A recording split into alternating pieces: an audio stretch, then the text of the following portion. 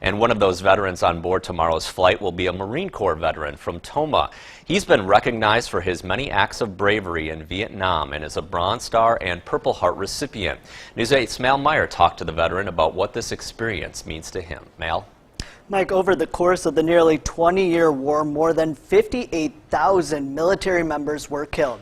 And those who did return were met largely with hostility by fellow Americans. While the past can't be changed, Freedom Honor Flight is hoping to show veterans just how appreciated their service to our country is. At 17 years old, Jerry Nelson made a major decision. I dropped out of high school and joined the Marine Corps. As soon as he turned 18, he was sent to Vietnam, where reality set in. We didn't know exactly how bad it was getting. Just a few months into his deployment, he rushed into a machine gun bunker and saved the lives of 2 men while recovering the bodies of 2 more. I just done what anybody would do. I got them out of there and destroyed them.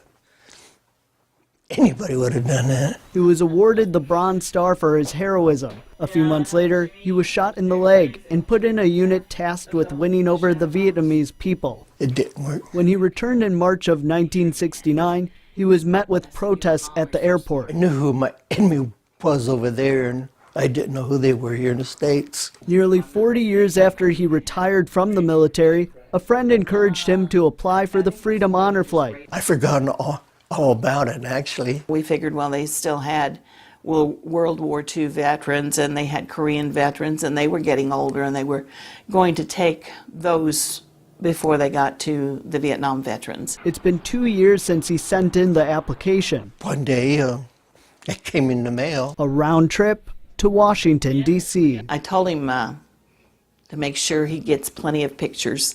He's ready to see the monuments recognizing those who paid the ultimate sacrifice. Even though all the names, on the wall, I don't remember none whatsoever.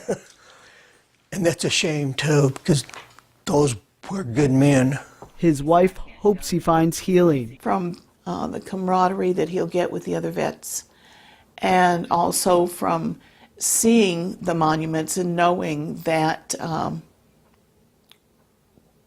the American people as a whole, I think, have learned something. While it can never change how he was received, they're both excited to have him create new memories, side by side others who weren't welcomed home. And I'm glad that they selected me to go. And I hope I do them right by going. Now, he plans on waking up bright and early tomorrow to be at the La Crosse airport by 5:30 a.m. Then he'll be back around 10 o'clock tomorrow night. Humble, just like all of the vets are. And I know these veterans get to take at least one person with them. Who is he planning on taking? So the friend that recommended him to this program, he's planning on taking him along because you can't take spouses. However, his wife Kathy is a veteran herself. She served in the Army, so she plans on submitting her own application to hopefully go on the Freedom Honor Flight as well. Okay, thanks a lot, Mal.